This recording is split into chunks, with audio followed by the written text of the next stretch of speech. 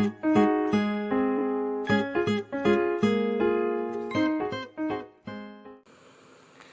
Everyone, welcome back to my channel study with Shavi Singh. आज के इस वीडियो में हम पढ़ने जा रहे हैं एनसीईआरटी क्लास 8 हमारा हिंदी का चैप्टर नंबर 7 क्या निराश हुआ जाए हमारा पार्ट। और जो इनकी लेखक है वो है अजय प्रसाद द्विवेदी। चलिए हम पार्ट को अपना शुरू करते हैं। तो बोल रहे हैं, मेरा मन कभी कभी बैठ जाता है। समाचार पत्रों में ठगी, डकैती, चोरी, तस्करी और भ्रष्टाचार के समाचार भरे रहते हैं। आरोप प्रत्यारोप का कुछ ऐसा वातावरण बन गया है कि लगता है देश में कोई ईमानदार आदमी ही नहीं रह गया है। हर व्यक्ति संदेह की दृष्टि से देखा जा रहा है। जो जितने ही ऊंचे पद पर हैं उनमें उतने ही अधिक दोष दिखाए जाते हैं। तो देखिए, जो लेखक हैं बोले मेरा मन कभी कभी बैठ जाता है, ये एक मुहावरा है। इसका मतलब होता है कि उनका जो मन है कभी कभी वो उदास हो जाता है, क्योंकि जब भी वो न्यूज़पेपर पढ़ते हैं तो उसमें उनको कौन कौन सी न्यूज़ मिलती है, ठगी की, डकैती की, चोरी की, तस्करी की। तस्करी यानी क्या होता है, एक माल को दूसरे के ले जाने इलीगली। कभी कभी तो बच्चों की तस्करी हो जाया करती है और फिर धमकी देते हैं। ऐसे ऐसे सारी न्यूज़ें पड़ी रहते हैं। भ्रष्टाचार के समाचार भरे रहते हैं। तो वही बोलते हैं कि जब भी वो समाचार पत्र यानी न्यूज़पेपर लेते हैं ना, तो यही सब समाचार भरे ही रहते हैं उसमें। आरोप प्रत्यारोप का कुछ ऐसा वातावरण बन गया है कि लगता है देश में कोई ईमानदार आदमी ही नहीं रह गया है। हर व्यक्ति संदेह की दृष्टि से देखा जा रहा है। जो जितने ही ऊंचे पद पर हैं उनमें उतने ही अधिक दोष दिखाए जाते हैं। यानी कि जितने भी व्यक्ति हैं ना, वो शक के नज़रिया से देखे जा रहे हैं। और जो जितना भी ईमानदार आदमी है तो लगता है कि अब सब खत्म हो गया है, कोई भी ईमानदार आदमी बचा ही नहीं है लेखक की दृष्टि से। और जो जितनी भी तरक्की कर चुका है ना, लेखक बोल रहे हैं उनमें उतने अधिक दोष दिखाए जाते हैं। और फिर लेखक बताते हैं इस सेकंड पैरा में कि उनसे किसी बड़े आदमी ने कहा था कि जो इस वक्त सुखी वही है जो कुछ भी नहीं करता, क्योंकि जो कुछ करेगा नहीं लोग उस पर ध्यान देंगे ही नहीं। और जो कोई कुछ भी करेगा तो लोग उसमें दोष खोजेंगे, उसकी जितनी भी अच्छाइयाँ उसको भुला देंगे और जो भी बुराइयाँ हैं ना उसको बड़ा चढ़ाकर दिखाने लगेंगे। और बोलते फिर लेखक प्रश्न उठाते हैं कि दोष किसमें नहीं होते हैं। यही कारण है कि जिससे हर व्यक्ति दोषी दिख रहा है और जो अच्छा है वो बहुत कमी दिख रही है उसके अंदर की जो अच्छाई है। और बोलते हैं अगर सिचुएशन ऐसे ही रही ना तो ये चिंता का विषय बन जाएगा।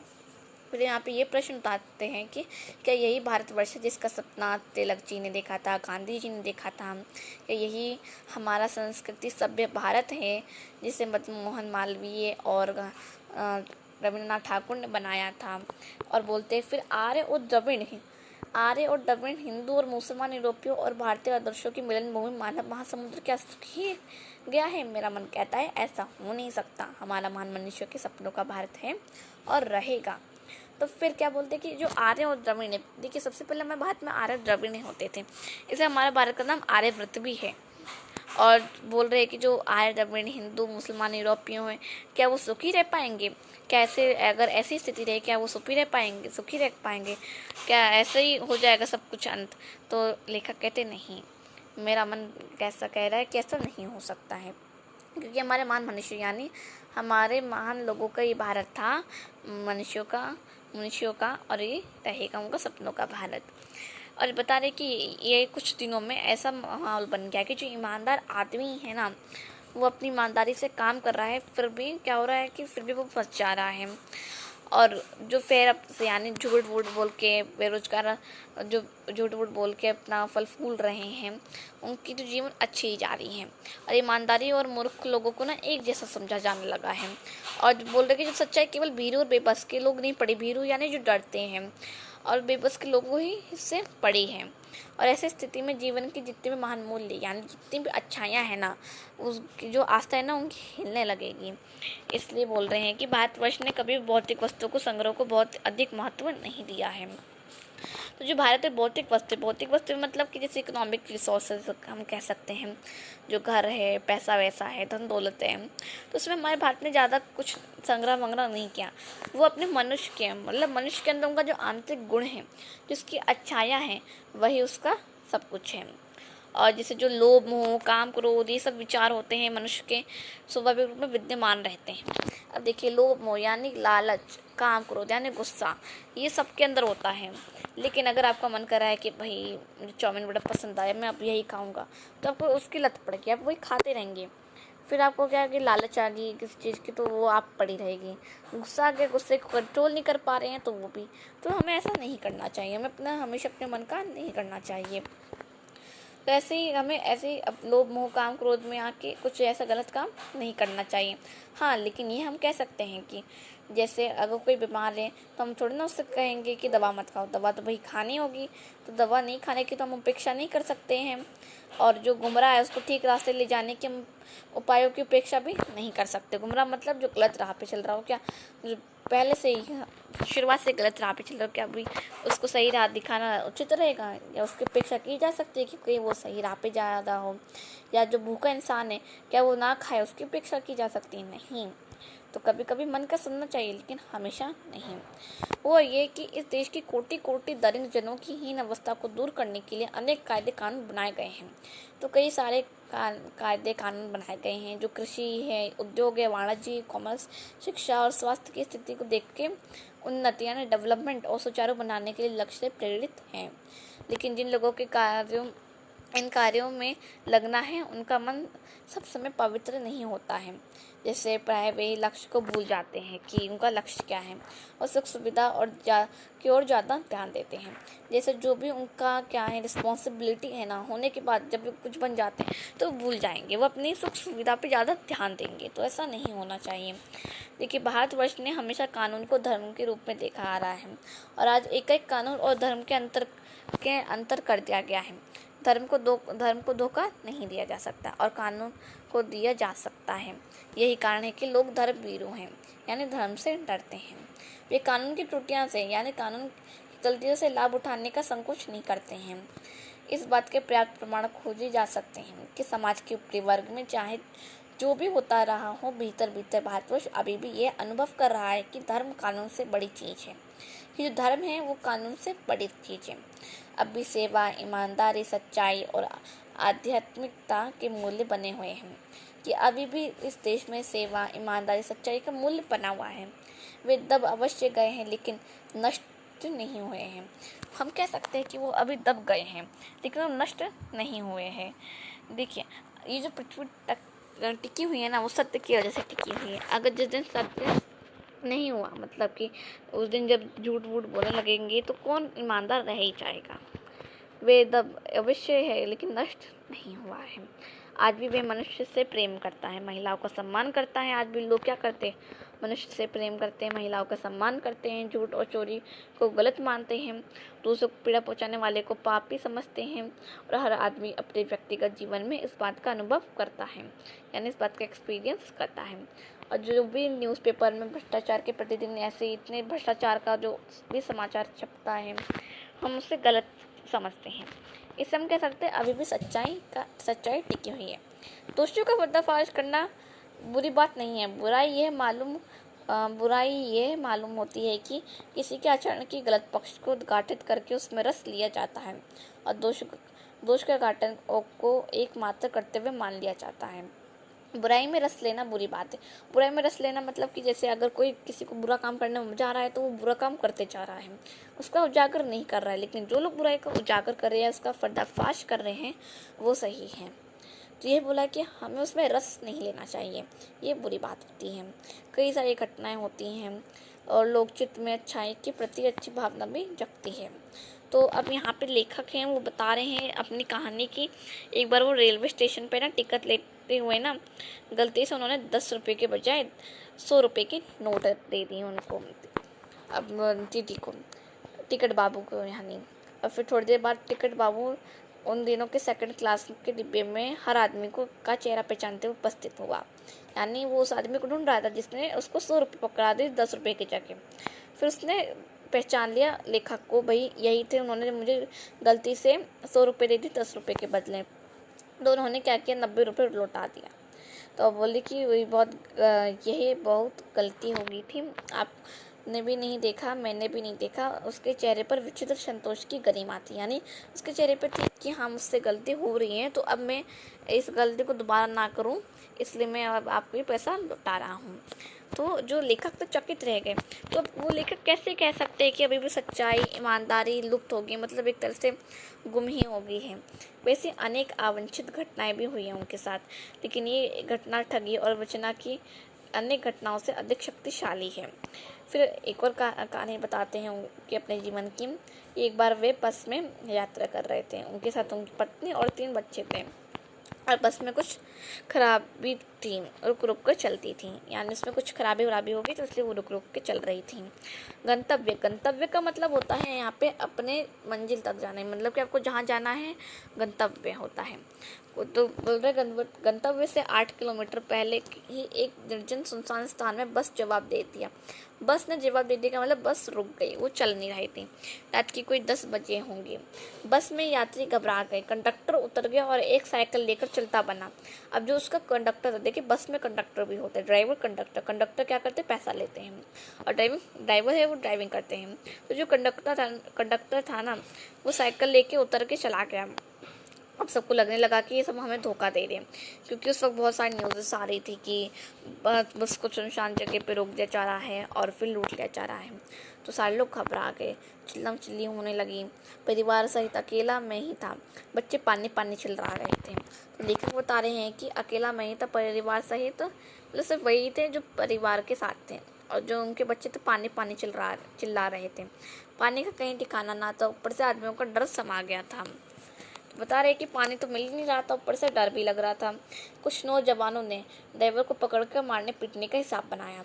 कुछ नौजवान मतलब कुछ युवा लोगों ने ड्राइवर को पीटने का हिसाब बनाया कि भाई हम इस ड्राइवर को पीटते ही हमें धोखा दे रहा है। तो ड्राइवर के चेहरे पर हवाइयाँ उड़ने लगी, मतलब वो डर गया। लोगों ने उसे पकड़ लिया और हवाइयाँ उड़ने लगी एक मुहावरा है। वह बड़े काटर ढंग से मेरी ओर देखने लगा और बोला, हम लोग बस का कोई उपाय कर रहे हैं, बचाइए, ये लोग मारेंगे। डर तो मेरे मन में था। उसकी कातुर मुद्रा देखकर मैंने यात्रियों को समझाया कि मारना ठीक नहीं है, परंतु यात्री इतने घबरा गए थे कि मेरी बात सुनने को तैयार नहीं हुए। कहने लगे कि इसकी बातों में मत आइए, धोखा दे रहा है, ये कंडक्टर को पहले ही डाकुओं के यहाँ भेज दिया है। तो जो नौजवान थे जब वो मारने लगे ड्राइवर को, ड्राइवर लेखक के तरफ मुँह करके बोले कि भाई साहब जी प्लीज़ मुझे बचाइए, ये लोग नहीं तो मुझे सही में मारने लगेंगे। लेकिन लेखक को डर लग रहा था, फिर भी उसके मन में जो ऐसे डरी हुई चीज़ थी, लग नहीं रहा था कि वैसा कर सकता है। तो क्या किया कि फिर उसने यात्री को समझाया कि मारना इस वक्त ठीक नहीं है, लेकिन यात्री माने ही नहीं, वो तो घबराए हुए थे। तो कहने लगे कि यात्री लेखक से कि भाई इसके बातों में मत आइए, तो धोखा दे रहा है, इसने अपने कंडक्टर को भेज दिया डाकुओं को बुलाने के लिए, और अब वो हमें लूट लेगा। मैं भी बहुत भयभीत था, पर ड्राइवर को किस तरह मारपीट से बचाया। तो देखिए उन्होंने किसी तरह इसको मारपीट से बचाया। फिर 1.5-2 घंटे बीत गए। मेरे बच्चे भोजन और पानी के लिए व्याकुल थे, मेरी और पत्नी की हालत बुरी थी। तो बताया था कि जो उनके बच्चे थे व्याकुल का मतलब होता है बहुत परेशान थे, बहुत पानी के लिए। और जो उनकी पत्नी थी उनकी बहुत बुरी हालत हो गई थी। लोगों ने ड्राइवर को मारा तो नहीं, पर उसे बस के उतार कर एक जगह घेर कर रख दिया। कोई भी दुर्घटना होती तो पहले ड्राइवर को समाप्त कर देना उन्हें उचित जान पड़ा। तो उन्होंने क्या किया कि ड्राइवर को बाहर खड़ा कर दिया और एक घेरा में, और कहा कि अगर कुछ भी अनुचित होगा यानी कुछ भी गलत होगा ना तो हम इसको मार देंगे यहीं। मेरे गिड़गिड़ाने का कोई विषय असर नहीं पड़ा। तो जब लेखक गिड़गिड़ाए कि भाई ऐसा रहने दीजिए, ऐसा मत करिए, तब भी जो नौजवान उन पर कोई असर नहीं पड़ा। इसी समय क्या देखता हूँ कि एक खाली बस चली आ रही है और उस पर हमारा बस कंडक्टर भी बैठा हुआ है। उसने आते ही कहा, अड्डे से नई बस लाया हूँ, इस बस पर बैठिए, मैं बस चलाने लायक नहीं है। फिर मेरे पास एक लोटे में पानी और थोड़ा दूध लेकर आया हूँ। बोला, पंडित जी बच्चों का रोना मुझसे देखा नहीं जा रहा था, वही दूध मिल गया, थोड़ा लेता आया।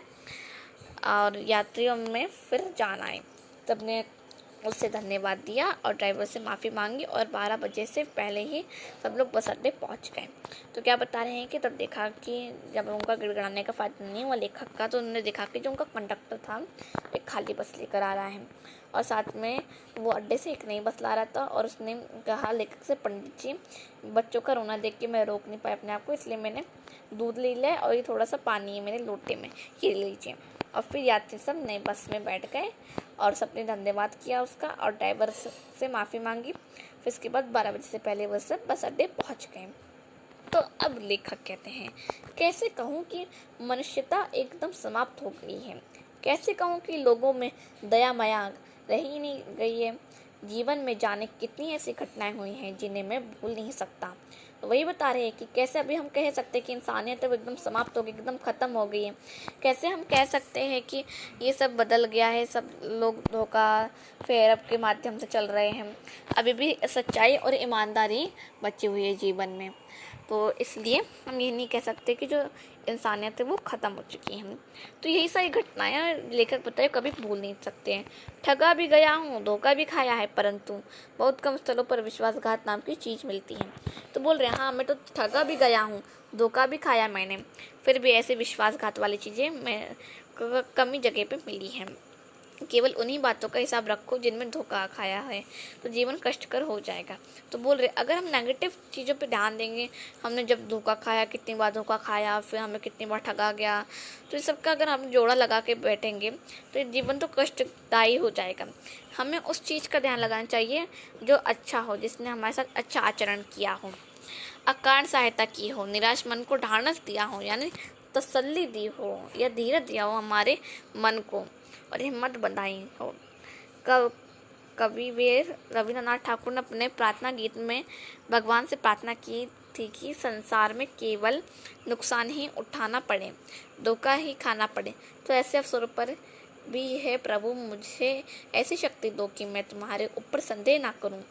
तो रविन्द्रनाथ ठाकुर जी ने एक प्रार्थना गीत लिखी थी, भगवान से प्रार्थना की कि संसार में अगर कभी हमेशा नुकसान हो या नुकसान उठाना पड़े हो या धोखाबाजी हो या धोखा खाने हो या ठगा जाए, तो प्रभु जी आप मुझे ऐसी शक्ति दीजिए कि मैं आपके ऊपर कभी भी संदेह यानी शक ना करूं, कि भले कुछ भी हो, हमें भगवान के ऊपर शक नहीं करना चाहिए। मनुष्य की बनाई विधियाँ गलत नतीजे तक पहुंच रही हैं, जो तो इन्हें बदलना होगा। वस्तुतः आए दिन इन्हें बदला ही जा रहा है, लेकिन अब भी आशा की ज्योति बुझी नहीं है। भले कैसा भी होगी, फिर भी जो आशा है, आशा की किरणें अभी वो बुझी नहीं है। महान भारतवर्ष को पाने की संभावना बनी हुई है, कि जो हमारा महान भारतवर्ष है उसकी पाने की अभी भी संभावना बनी है और बनी रहेगी। तो जब लेखक बोल रहे थे क्या निराश हुआ जाए, यानी क्या निराश होना चाहिए उन्हें, तो अब वो अंत में उत्तर दे रहे कि मेरा मन निराश होने की ज़रूरत नहीं है, कि भाई अभी हमें निराश नहीं होना चाहिए, क्योंकि अभी भी जीवन में सच्चाई अच्छाई है। अभी भी लोग अकारण लोगों की सहायता कर रहे हैं, उन्हें ढाढ़स दे रहे हैं, उन पर धीरज बनाए रख रहे हैं, उनको तसल्ली दे रहे हैं, इसलिए अभी उन्हें निराश होने की ज़रूरत नहीं है। तो ये थे अजय प्रसाद द्विवेदी ने लिखा था। तो चलिए अभी हम इसके शब्दार्थ भी दिए गए हैं वो देख लेते हैं। तो यहाँ पे क्वेश्चन आंसर्स के बाद इसके शब्दार्थ भी दिए गए थे। देखिए शब्दार्थ में क्या है, धर्मभीरू। धर्मभीरू का मतलब होता है जिसे धर्म छूटने का भय हो या धर्म से डरने वाला। पर्दाफाश, पर्दाफाश यानी भेद खोलना या दोष प्रकट करना, मतलब दोष को उजागर करना। उजागर का भी मतलब होता है प्रकट करना। फिर है गंतव्य, स्थान जहाँ किसी को जाना है। ढांढस, ढांढस का मतलब होता है दिलासा या धीरज या तसल्ली देना। तो यह था शब्दार्थ। अब तो ये था हमारा चैप्टर। अच्छा लगा होगा वीडियो आपको, अगर वीडियो अच्छा लगा तो लाइक सब्सक्राइब शेयर जरूर करिएगा वीडियो को। हम इस बाद में इसकी चैप्टर की समरी भी देखेंगे ज़रूर। तो तब तक के लिए थैंक यू सो मच।